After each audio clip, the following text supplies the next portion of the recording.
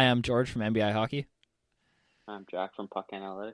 and welcome to, I guess, double shift today because Jeff died.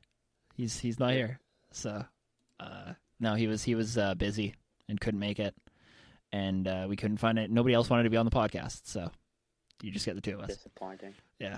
Um, but this week we're just going to kind of quickly run through each division and talk about the playoff races. Every team has like less than 10 games to go now. I think every team's under 10 games now.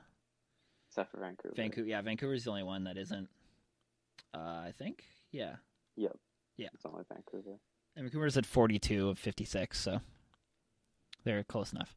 So yeah, we're just gonna kind of quickly run through every division, talk about the playoff races, and just kind of see where that goes. We won't have a game or anything today, so if you're just here for that, I'm sorry.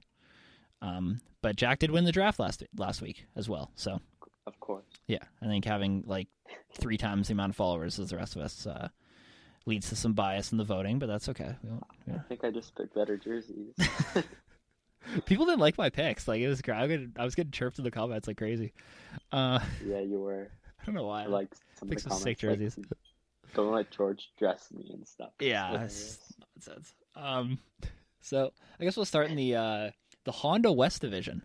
Um, and yes, I'm going to read out the sponsor names because I hate them, and Of course. it's the way it's going to be. Gotta do it. So this division has 3 out of their 4 spots locked in already. So there's not a ton of intrigue here with Vegas, Colorado, and Minnesota being fairly clear ahead of everybody. But St. Louis, 46 games played with 48 points. Arizona's at 49 games played with 47. And San Jose is at 48 games played with 43 points. LA at 46 games played with 42 points, I guess, is still in it. But they have to leapfrog 3 teams. So, and Anaheim isn't going to make the playoffs. So we don't need to, like, they're not officially out, but the Ducks are They're making the not playoffs. making it. So I guess, like, first of all, which team, if you had to bet, which team's getting in of those 4? St. Louis, for sure, I think. Unless they go on a cold streak, then I think it's St. Louis's game to lose. Yeah, I definitely think it's the Blues spot to lose. Every one of these teams is in a negative goal differential. St. Louis is by far the closest to 0 right now. Arizona's minus 24, San Jose is minus 36, and LA is minus 13, and St. Louis is minus 8. So it's pretty, like, they're all bad, but I think just down the stretch, I'd probably trust the Blues' depth and everything more. I think San Jose is interesting, though.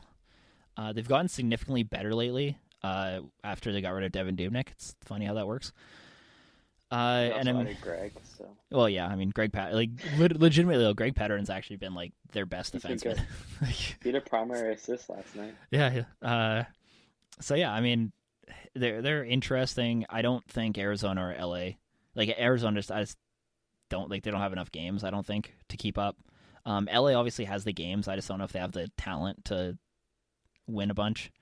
But yeah, I think it's San Jose and St. Louis. The Sharks are interesting, though, because they could get hot. I mean, Erik Karlsson still has, like, the remnant, like, whatever's left of Erik Karlsson, and Brent Burns is still there, so you never really know. I mean, Martin Jones could turn into playoff Martin Jones, maybe. So, Doubtful. It's pretty Doubtful. bad. yeah. But, I mean, like, yeah, I think St. They Louis is could. definitely my pick. There's an outside chance that other teams get in right now, but like Yeah. it's really slim. Yeah. Who does St. Louis? Let me pull up the schedule here. I want to see who they play. For the rest of this is what see a good podcaster would have done this before the episode, but that is not the case. St. Louis. Yeah, so they have. What am I looking at here? Yes, they have Vegas twice. Oh no, that already happened. Never mind, that already happened. They have Minnesota twice to end April. And then in May, they have Minnesota again, Anaheim twice, Vegas twice, LA, and then Minnesota. So they play Minnesota a lot, basically. Minnesota and Vegas too. Yeah. Like that's some hard games. Those are some hard games. 7 of their last, 10 games? 11 games? 10 games. Yeah. 7 of their last 10 games are against Minnesota and Vegas. That's tough. That's not easy. It depends on what the Coyote schedule is then. Yeah, for sure. let me also pull that one up. Again, good podcaster would have had this ready to go, but Here we For are. They have one more game against San Jose. They played them last night again. Yeah, last night, and they lost 6-4. Then they play Vegas once, twice, and then they play LA and San Jose again. So, like, Arizona's schedule is definitely easier. They just don't have the games. Like, they only have, 6 games? Yeah. 4 or 5. Yeah, 6 games left. 7 games. I mean, I could see the Blues losing like 5 of those 7 games against. Yeah, Vegas Arizona would have a and chance here, actually. Minnesota. Yeah. Depends if they can win both games against the Sharks and then that game against the Ducks. Then they're staying good. Then. Yeah. And then I'll just quickly pull up San Jose, too. Just take a look what they have. I think the Coyotes would have to split games with the Vegas for sure then. Yeah, probably. But they have a chance. Yeah. They have a chance. Okay, San Jose plays Colorado like 7 times, so. Yeah, that's not. Yeah. They have 2 games against forward. Arizona, and that's it. Like, that's literally like, those are the 2 massive games, though, against the Coyotes. And yeah, literally all their other games are against Colorado for the rest of the season. Yeah, that's not. Yeah. So. That sucks. So, yeah, I mean, Arizona has the easier schedule, definitely, but St. Louis has the benefit of more games. So, yeah. I mean, at that point, like, I guess, like, Vegas is still trying to clinch the division, so they're not really going to sit anybody. I mean, Minnesota's really close to getting the division, too. They're all, like, 5 points apart. Yep. Yeah, I don't know. Like, it's gonna be interesting, though. I don't know. Yeah, it's close. It's much closer than I thought when I first looked at it. Yeah, San Jose, I don't think gets in, though. Not with playing San Jose's done. Colorado that much, but yeah, Arizona outside chance getting in. So. See, other than that, I mean, that really not a super interesting race, and I mean, whoever comes out of that is getting throttled by Vegas or Colorado in the first round anyway. Yeah. A similar situation in the Discover Central Division, where the team that claws themselves out of the 4th place spot is going to get throttled by Carolina in the first round. And that is Nashville and Dallas. Yeah, well, yeah. I mean, who knows? Hell, like, Florida might get that top spot, too. They're still playing really well. Up there. Really surprising, actually. Sam Bennett, by the way. Really, really good run here with the Florida Panthers through, like, 6 games or whatever it's been. Still isn't overpaid. How much I hated on them. Yeah. can't trace how much all of us hate on. But hey, I mean, if he helps them get into the playoffs and he keeps rolling, then good for him. Yeah. Nashville. What is Nashville? Oh yeah, first of all, the play. I should probably tell you what the playoffs are. So Nashville, 50 games played so far. They have 56 points. Dallas with 48 games played with 54 points. So Dallas has like the +1 advantage there. I would like to say that Dallas should not even be close. They have those 12 overtime losses. Nashville has 6 more wins. Yeah. So dumb. That's stupid. Yeah, the loser point's insane. I do actually want to do over the summer. That's something I'm gonna dive into. I'm gonna go through the standings and just like eliminate the loser point and see how things would have went. Or alternatively, Columbus I'll do the dead last. Columbus sucks. Another interesting idea, though, as you talk about that, is what if the NHL like adopted almost like the international style, where it's 3 points for a win in regulation, and then you just split the 3 points in OT. I really like that idea, where it's like two points for the win. Points? Well, no, you get 2 points for a win, and then 1 for the loss. So you still like that's actually really cool. I really like how international hockey does that, because it emphasizes the last like couple minutes of the third period, so teams aren't playing for the tie. And it still gives you a point for going to overtime, which like there's got to be some. I think there's like some value in being able to force extra time in a game. But and I get the NHL doesn't want to like go back to ties because ties are boring and don't make for good television. Yeah, ties are stupid. But yeah, I do really like the 3-point idea. But again, then like all the NHL like points records are going to get shattered, like the team point records, because Tampa Bay will win like 56 games in regulation and just have like 200 points, and it'll be insane. I mean, that'd be fun. Yeah, I mean, sure. But I do think that like the artificial creation of closer playoff races is dumb. And that's essentially what it is. By the way, Nashville and Dallas play each other on Saturday. May 1st. That's the last time they play each other. And then Nashville has game. 2 games against Colorado and two games against Colorado, 2 games against Columbus and 2 games against Carolina. So Columbus sucks. Yeah, so they should win both of those, and they have something to play for. Worse than Detroit this year. Take away their loser points, and they're like far behind. Yeah, who would have seen that coming? Hey, like Columbus Blue Jackets just absolutely sucking. Trading PLD for Laine, who has to play under Torts. It's okay. We'll turn Laine into a 200-foot player. That's great. You also have Mr. Red Bars, Seth Jones. So yeah. Dallas plays Tampa Bay at the end of this month, and then they play the game against Nashville. Then Florida, Tampa Bay 2 more times, then Chicago. That's a tough schedule. Yeah, it's a really tough schedule for Dallas. I'd lean Nashville gets in, but again, Dallas has the game's advantage, right? Like, but they also play like Tampa twice. Yeah, 3 times actually. Yeah, 3 times, and then Florida, which are 2 top teams in the division. Yeah, I think realistically, it comes down to that game against Nashville on Saturday. Yeah, it does. Like, because if Dallas wins that game, they'd literally just have to match, or they'd have to get 1 more point than Nashville the rest of the way. Oh no, they'd have to match them because they still have an extra game in hand. They just literally have to match them in wins, and that would be it. I think that's how that works. I mean, well, they'd have to get they'd have to get 1 more point at some point, but that would make it a lot easier for them to do. If they lose that game, I think it's pretty well a lock for Nashville at that point, because I can't see Dallas winning 3 of 5 to end the year when they play. Yeah, I can't either. Florida and Tampa Bay twice, and even Chicago's been fine this year. Like, yeah, Chicago's barely behind them. Like, they have more wins than they do. Yeah, I mean, just those loser points. Yeah, 49 points compared to the 56 to get in. I don't think I see Chicago being competitive in that race, but no.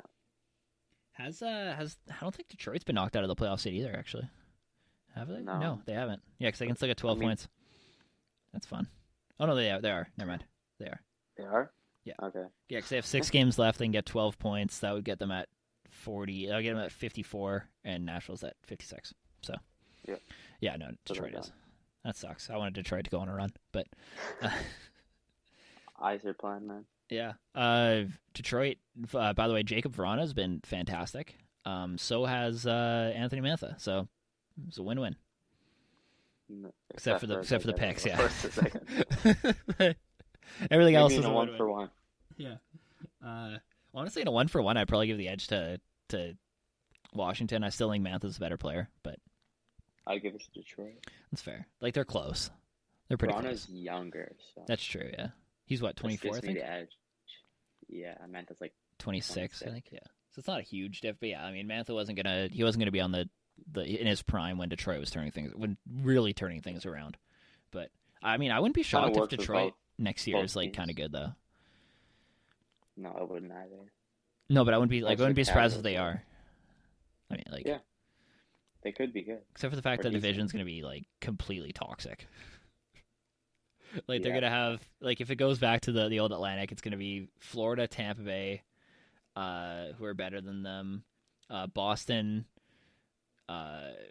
Buffalo, which, I mean, it's Buffalo, and obviously Toronto, Montreal, and Ottawa. So the division's going to suck. They'll finish ahead of Ottawa and Buffalo. Yeah, probably.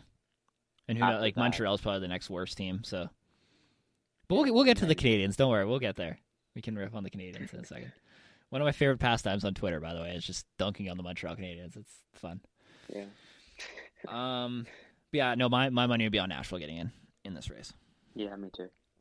All right, the Mass Mutual East, which is the only division. Yeah, because Toronto hasn't clinched a playoff spot yet, right? No, I don't think so. What? Toronto hasn't clinched, I don't think. I don't know. NHL.com is really stupid because NHL.com doesn't actually show you who's. Oh no, they do. Never mind. They don't show you who's been knocked out yet. The East or the North? No, I'm just saying that because I was going to say that the East hasn't had. They're the only division to not have a team clinch, but Toronto hasn't clinched yet either. So, yeah, never mind. Okay, I'm sorry. Yeah, it's the Mass Mutual East. Pittsburgh leads the way with 67 points. Washington's got 66, 63 for the Islanders, and 60 for the Bruins. So it's like 7 points separating first and fourth. Is interesting. The Rangers have 56 with 2 fewer games in hand than the Bruins, which is a big deal. And then Philadelphia sucks, New Jersey sucks, and Buffalo sucks. So we can, New Jersey's as bad as Buffalo. oh God. Yeah, New Jersey's lost like 10 games in a row or something stupid like that. Hey, Yeah. like nobody's talking about that. Yeah. They went on an absolute tailspin. They have one player that's doing decent, which is Jack Hughes. Yeah, Jack Hughes has been really good this season. He's been like Valerie Nichushkin type chart. It's I saw somebody posted on Twitter and I retweeted it, and it was like I think it was Corey Swanger, or however you pronounce his last name. I think that was right. I don't know. Anyway, he posted a thing saying that like the Devils are just kind of letting Jack Hughes do his thing, and it's like really helped his development.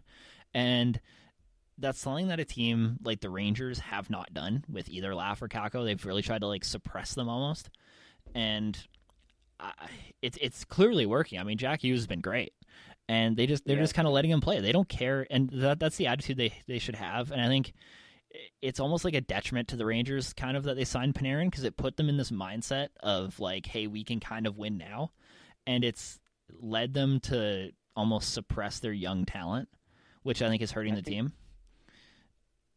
I think signing Kreider was the well, worst. Yeah. Like obviously signing Panarin. Worst. Like I'm not trying to say signing Panarin was a bad decision, but like by signing him, it makes you a legitimate team. Whereas the Devils don't really give a shit if they lose. They're just trying to develop their young players.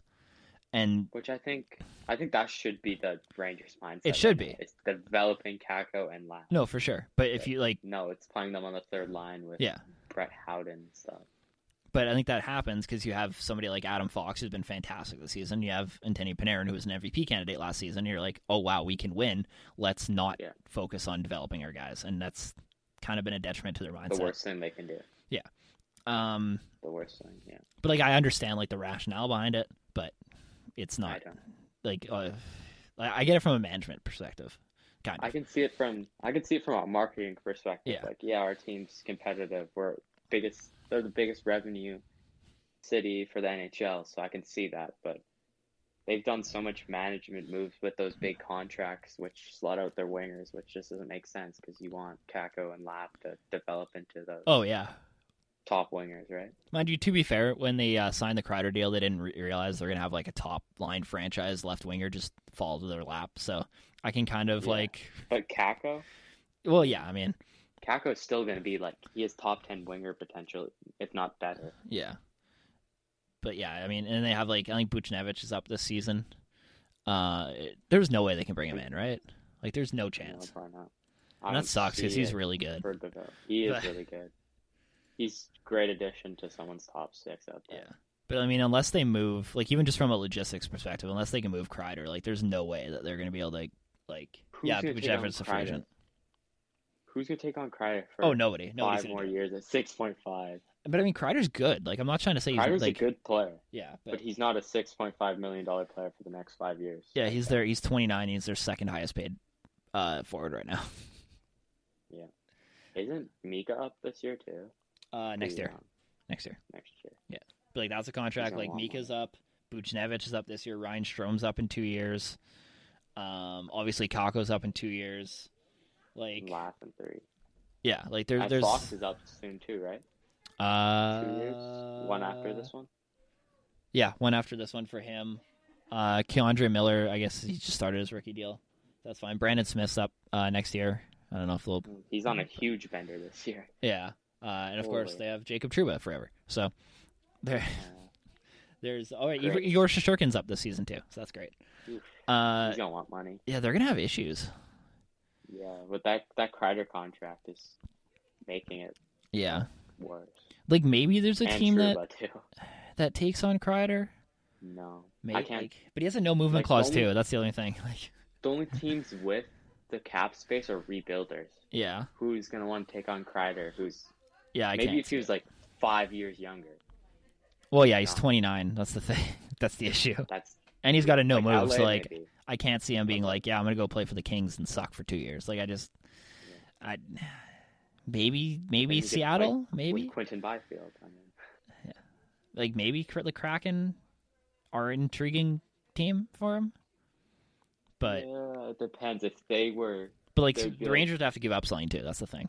Yeah, they'd have to add something to it. Yeah. Like a prospect, which I don't know who they'd add. I mean, the Rangers could probably throw their 22 pick at them. Like, I don't think the Rangers, like, as much as great as that draft is, I think getting rid of the Kreider deal is probably more valuable to them at this point. Because you have Laugh, Kakko, and Kakko, Fox, Shesterkin. yeah. So it's I wouldn't be shocked if that's like because they have their team, right? Like they don't need Yeah, they another have their top end guys. player. I mean, it would be nice. It's to not. have, Yeah, like, it's not. Shane Wright, Brad Well, yeah. Lamert if you possibly could, but it's not needed for Yeah. the core they have. Also, I don't think the Rangers are going to be that bad. Like the Rangers are probably a playoff team next year. So Yeah, I could see them making over like the Islanders or the Caps or something. or even the next year. Penguins, I could see. Yeah, Yeah, so like it'll be close, but like, and who knows what the Flyers are going to be? Because they do this weird thing where they make the playoffs and then miss and then just make the playoffs again. if Hart is good, Yeah. like he probably will be next year because he's a goalie, Yeah, they'll probably make the playoffs. the Flyers are like I don't know if you've actually seen that, but like I think it's since like 2008 or something. They've like made the playoffs every other season. Yeah. Like it's insane. It's Yeah, just it's like pretty funny. it's just like Weird. it's crazy, and they're always really good too. They don't just like squeak into the playoffs. They like win their division every other year. Yeah. It's just wild. I don't get it. So bank on the like if you could put money down on playoff futures next year, bank on the Flyers making it. Yeah, Betting advice with the Triple Shift podcast. double shift. Double shift, and the rebrand. But no, I don't think the Rangers get in this year. I think Boston's too strong, and Yeah, I don't see the The Islanders 2 and the games in Caps hand falling is off. huge. Yeah, I mean the The Islanders 2 have a games game in up hand, on 4 them. points. Washington has a game Yeah. up on like they're not going to fall out. And then Pittsburgh. Well, Pittsburgh. has 11 games, Pittsburgh's in. 11 points. Yeah, So is Washington. yeah. Like the Rangers would literally have to win out, and Pittsburgh would have to lose out, like basically. So I don't see that happening. Yeah, which sucks. I mean, because the Rangers have been really fucking good this year. Yeah, they have. They'll make the playoffs next year, though. Yeah, I'm really confident that they'll make the playoffs next year. like the Rangers are Really like eighth their roster. in expected goals, all situations this year, and they're fifth in goals for percentage this season, Aren't they like? and they're gonna miss the playoffs. They're like pretty high in most defensive metrics too. I think. yeah, They're top of, like 12. goals be against wrong. per 60, they're ninth, and expected goals against, they're 10th. Yeah, that's pretty good. Like they're a top 10 team. They're just in the worst division they could possibly be in. Yeah, they would most likely be in a playoff team in the Central, the West, I mean, even just and based on probably points, the North. like even just taking their schedule they have now and plopping them into another division, they would be a playoff team in every division. Like not even giving them an easier schedule, just they have the exact same schedule they do now. They're because St. Louis has The only 48 thing points, they'd be fighting with would be Nashville. the Preds. Yeah. Only and team. they'd have a game up on Nashville in that scenario. And then they'd be for sure like fighting with the other teams in the North. Yeah, well, because Montreal's For 51 right now, sure. so they'd be 4 And points then up they on the would- Canadians. Yeah, and then they would for sure probably make it in the West. Yeah, they'd be 8 points up on St. Louis for that spot. Yeah. Like that's insane. Like the Rangers are getting, and the same thing happened last year too. I don't know if you remember last year, but there was like 10 teams that were projected to hit like 100 points, or 10 teams. There's like was? 8. No, there's like 6. I think that were over like 90 in the Metro last year. It was insane. The division was wild. That's crazy. It was literally just New Jersey that wasn't going to hit like 90 points before COVID. It was insane. And of course only 5 teams get in, and the Rangers were one of the teams that was going to miss. The same thing happened. It was just wild. But yeah, next year I could see them getting in. Yeah, I see them getting in next year too. And finally we have the Scotia North division. Oh boy. And I mean Toronto, Edmonton, and Winnipeg all seem to be locks at this point. Toronto more so than Edmonton and Winnipeg. Winnipeg's been kind of on a slide here, and losing Ehlers for the rest of the season makes them slightly interesting. But I think the Oilers are pretty much a lock. yeah, 58, and they have 2 games up on both the Jets and the Leafs. yeah. And I mean, Winnipeg is so far ahead of Calgary right now that I don't see them falling that hard. But That'd be great if they did. I wouldn't It's be. not gonna happen. I wouldn't be shocked. Like if Montreal gets hot, I could see Montreal taking that 3rd spot. Yeah. Because Winnipeg's going to start like their defense sucks, and they just lost their best forward. So I mean, What do they have I left? don't know. I don't know what they have left. Let's see. The Montreal has a game in hand Montreal's a now. mess right now, though, so I don't like. The same amount of games as Calgary has left. Calgary basically have to win out. Yeah. Winnipeg plays Edmonton tomorrow. I guess today when you guys are hearing this. Then they play Montreal once, then Ottawa, Calgary, then Ottawa again, Vancouver twice, and Toronto. Yeah, it's a pretty easy schedule. They play literally two playoff teams. They play 2 games. I mean, it against depends on teams. what Vancouver does. Vancouver and Ottawa have both been playing really well lately. Yeah. Yeah, Vancouver. And Vancouver's only got 42 games played. Like, that's not. Like, they're 10 points They behind still have Montreal. another 14 games. And they still have another 14 games left. Yeah. It's possible. It's something that could Well, happen. they'd have to win all 5 of those extra games to catch Montreal. Yeah. That's the thing. Like, that's. It could happen. It could. Is it going to happen? Don't know. I mean, hell, who knows if they That's even the play out that whole 56 game schedule either. That's the other thing, right? Like, No, the NHL will make them. yeah, no, we'll go into June if we have to finish the regular season at this point. That's such a yeah. Yeah, they play Ottawa, Get me started on that. Ottawa, Toronto, then Toronto again, Edmonton 4 times in a row, Winnipeg, Calgary, Edmonton, and then Calgary 3 times in a row again. Like they have to beat Calgary every time, basically. Yeah. They have to Which win could 4 games happen. against Calgary. Calgary's been pretty bad. They play 5 games against. Playing terrible. 5 games against Edmonton too. Hey, maybe McDavid hits 100 pounds. I hope he does. I really hope he does. I would invite him to play against the Canucks for the rest of the season, so he gets to it. Vancouver's the only team playing on like the 3rd week of March too. It's hilarious. There's gonna be like 1 game a day those days, So pointless. and the games are probably like they're all against Calgary, so those games might not even mean anything at all. It's hilarious. It's so funny. So dumb. It's so dumb. It's hilarious. Anyway, but hey, the NHL didn't specify if the season's going to be done by points percentage, so they had to play the games in. Yeah.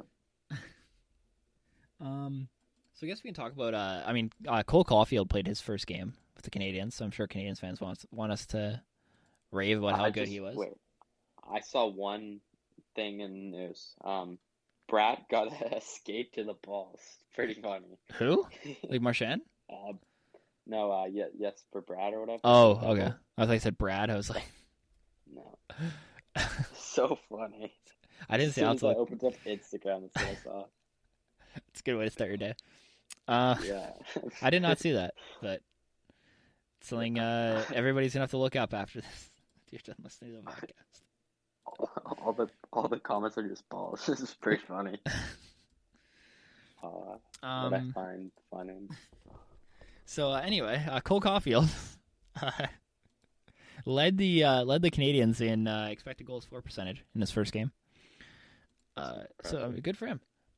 He ranks 8th among Canadiens forwards after 1 game in expected goals plus minus per 60, and has a 0 goals plus minus per 60, obviously because he wasn't on the ice for any goals. What a loser! Yeah. Bust. Small. But no, he looked really good, and I know Canadiens fans. This is something I've seen a lot on Twitter because apparently I'm just in the Canadiens fan mindset, even though I dunk on the team all the time, which is they like to be abused. That's fine. They like a lot of them were kind of concerned that he was going to get forced into it. First of all, playing him with Danault and Tatar was the best decision Dominic Ducharme's ever made in his life. That's so smart. Yeah, because a lot of people were worried about them. Take notes. A lot of people were worried about him playing with like Eric Stahl and like Arturi Lehkonen, which would have been the worst thing the Canadiens could have done for him. But no, playing him with Philip Danault and Thomas Tatar was like a fantastic decision, and it worked clearly because he was fantastic. And again, it's a 1 game sample size, so he could still bust. Don't free. He's not going to be McDavid. Habs fans were kind of like the Caulfield debut was kind of like the Nick Robertson 18. This year. Like it was so annoying. I swear I saw like 15 posts and it was Caulfield's debut. It really made me mad. But no, I mean, if like clearly he was too good for the AHL. Like he played like 3 games in the AHL, he had like 7 points. Like it was insane. Yeah, he was really good. There was no need for him to play more in the AHL. And plus, like I know I think it was the Toronto Marlies had a COVID outbreak, so that the Laval wasn't playing anyway. So like they called him up to practice in the NHL, and Mark Bergevin's elite cap management skills didn't let him actually play. It's the same thing with Zegras though. He's just way too good for the AHL. Yeah. But Zegras is still there, but yeah, but I mean, I guess the difference there is Anaheim's losing, so they don't really want him to like. They'd rather him just like dunk on everybody in the AHL and just call him up next year. They're doing it for like because they brought him up, right? Yeah. And then because they don't want him to. They don't want him to lose his. Oh yeah, because they want him to develop his center skills in the AHL, and then they might call him up for the rest of the year or something. Yeah, have they? That's actually really smart. I don't think they've burned his ELC yet either. That could be part of it. Have you seen how bored he looks in the AHL? Like just... the tip of his toe to put it in. Like, what are you doing, man? On, guys. It's so funny. I really wish he would have scored that. Not even trying. I wish he would have scored that lacrosse goal though. That would have been sick. That would have been the coolest first goal ever. Yeah, I know. I love like Trevor Zegras quickly become one of my favorite players. Partially because of the Canada. Like, I love that. Yeah, like funny. Again, this is 2 Canadians, by the way.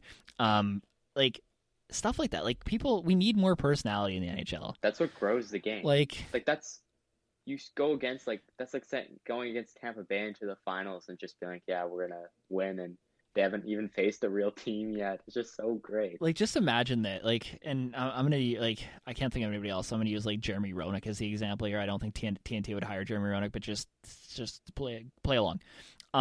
Like let's say like TNT does a thing kind of like Shaq does on TNT, where he just makes fun of everybody for doing stupid shit on the ice. Like, and it's just Jeremy Roenick just dunking on all these guys, and like Trevor Zegras gets dunked on, and he just chirps back in an interview. Like that would be fucking great. I really want to see that happen. That would be so great. And TNT, the deal was just signed recently, talked about how they're going to make it very much like the NBA broadcast, which is great. But they need to get guys who are actually personalities on like hell, go hire Paul Bissonnette to like fucking call games. Like that's what I want to see. Just get like the Spinning Chicklets guys on. Like I don't know what the rights are for that, but just get those guys on the panel. Like let's just hear them. I would watch. That'd be great. Watch them after games. Yeah, that'd be so funny. Like that's what you need for the NHL, and hopefully TNT does that right. Because that would be great. I mean, Spin Chicklets are into like analytics and stuff too. Like I've heard them talk about it. So they talk about it. They're not into it, but they talk about it. Let's chill out here. It's the same thing with Kevin. It's the same thing with Kevin Bieksa. Kevin Bieksa is not bad. Kevin Bieksa will mention it. Yeah, but that's the perfect way to bring it into the game because you don't want to like just like act like you're sorted by like guard tables or whatever you're doing. That's what pisses people off. No, I know. Bieksa will break down the game and like actually mention a few stats, which is what I like best. Same with guys like Mike Johnson. Mike Johnson's fantastic on TV, by the way. He's the best analyst TSN/Sportsnet have. He's great. BX is really fun. He's really good for TV. I think he's a better TV personality, but I think I just love the way Mike Johnson breaks down the games. They're both really good though. But like I expect ESPN to be fairly forward thinking in that respect. Like hell, like Greg Wyshynski might end up like being a panelist for ESPN, which would be great. And like they already have him signed, so like I don't like that. It seems like a fairly easy transition. Again, I have no idea who they're going to hire, but I feel like ESPN has the opportunity here to kind of move into more of a modern age for the NHL, and I think they can, and I think they will. We hope so. Hope it's more advanced than what's his name's doing right now. I don't know. Brian Burke's not on there anymore, so. Oh, I hate it. He pissed me off. All you talk about is Grit and Leafs getting Sam Bennett and stuff. It's so annoying. So happy he's gone. He was funny though. I'll give it to him. He's really funny, but his takes are atrocious. Trevor Zegras, by the way, second on the San Diego goals in points per 60. He's got 21 points in 17 games, which isn't as good as I thought he was doing, but I mean that's still really good for like he's definitely not an AHL level player. No, he's not. Speaking of Montreal, also Ryan Poehling is like really good this season in the AHL. Well, he has the most goals per 60 in the NHL, so. Makes sense. mean, he's got 25 goals in 28 games, which is 12th in the AHL among forwards. Well, that's actually really good. Didn't know he was So doing that good. yeah, no, he's been really That's good. So hopefully, I mean, that means like I'm still rooting for the kid. I just think people like massively overrated him. Like I think he'll be like at his peak, probably like a good third line center in the NHL if they good. develop him Middle right. six guy, probably. Yeah. People just kind of freaked out because he got a hat trick in his first game. Which most NHL fans probably would if Nick Robertson or Yeah. for the Leafs. would Oh get the God, hat could trick, you or imagine? Cole Caulfield. Oh Jesus. If Cole Caulfield scored like 4 or 5 goals in his debut, imagine the things going around about him. Yeah. The next Ovechkin and shit like that. Cole Caulfield Yes, was yeah. fourth in the AHL in points per 60 or points per game That's good. with 2. He had 4 points in 2 games. I thought he'd had more than that. He had 4 points in 2 games, 3 goals, 1 assist. Good. So only a plus minus a plus 1 though. So it's shout out to Jeff right there. Because I know he loves his plus minus. Yeah, I love hearing Jeff talk about plus minus. But yeah, I think that pretty much covers what we were going to discuss. I guess the final question is: do you think Montreal gets the final spot in the Scotia North Division? Yeah, Montreal makes it. Yeah, that'd be my bet. I think Cole Caulfield gives them enough of a boost, even just like in the locker room. Yeah, I think he'll make the team like win at least 5 games. Like he'll have 5 wins. Just the belief in like in the room will just be like they just know. Yeah, it's like, hey, we got this guy. Like the team believes in us. Like let's go. Yeah, and then they get like the piss kicked out of them by Toronto in the first round, and Mark Bergevin keeps his job. It's perfect. That's possible. Is Toronto gonna win? Imagine if Montreal beats Toronto though in the first round of the playoffs. The internet would break. I think both Leafs and Canadiens fans would be pissed off because that means Mark Bergevin keeps his job, and the Leafs blew like the best opportunity they have to win a cup. But Montreal fans would absolutely shit on the Leafs. Well, yeah, but I mean, they'd also be like internally they wouldn't be happy because Mark Bergevin got like a 10-year extension. 2 months. I swear, it would go on for the whole off season if Montreal beat the Leafs. That'd be funny. I kind of want that to happen now. I think that'd be great. It'd be. I mean, I don't want to see those comments for the next 6 months. I mean, we still see the Boston Bruins Brad Marchand goal to this day. Yeah. So. Yeah. I mean, the entertainment value is there, I guess. Did you know the New Jersey Devils and the Anaheim Ducks are only 2 points ahead of the Buffalo Sabres right now? I'm just looking through the like they were both 1 win ahead of for all the shit we talk about Buffalo, like New Jersey and Anaheim suck. Like they're garbage. Yeah, they do. And Columbus, if it wasn't for the overtime wins, would be right there too. They're only 2 wins ahead of Buffalo. So like Columbus is so bad. Yeah, I mean, actually, the Sens have a few more wins on that. Yeah, the Sens just don't have the overtime. 5 more wins actually. Yeah. Yeah. But yeah, and Vancouver hasn't played at all. So. Because they were mentioning the Sens, and they're like, after the 9-game losing streak they've had, they were basically 500 for the rest of the season. Yeah, like, they've actually Buffalo's been like 500 too, the whole season. Yeah, they just went on those. That's the 18-game losing streak. You just ignore half their season. They're actually 500. So crazy. I wish that streak was still going. That would have been great, but of course they can't even. The Sabres can't even get that record. So. Imagine me with Flyers and losing to them. Flyers, man. Yeah, the Flyers suck. So yeah, I guess that's everything for today. This is kind of just more of a casual episode because it was just the 2 of us, but hopefully everybody enjoyed. Anyway, yeah. So yeah, where can they find you? Well, my name's Jack, and you can find me Puck Analytics on Instagram. There you go. And yeah, George, you guys find me at MBI Hockey on Instagram and Nothing But Iron on Twitter. I've been using Twitter a lot more now, and it's kind of fun. The Colorado Avalanche, by the way, follow me on Twitter. We're best friends now, so that's cool. Yeah, me and the Avalanche. Cinderella story right there. BFFs. So there you go. They're good with a cup. It's confirmed. I don't think they won a game actually since they followed me on Twitter. I think that's what following George makes you lose games. Yeah. Beware. So yeah, thank you guys for listening. We'll see you next week.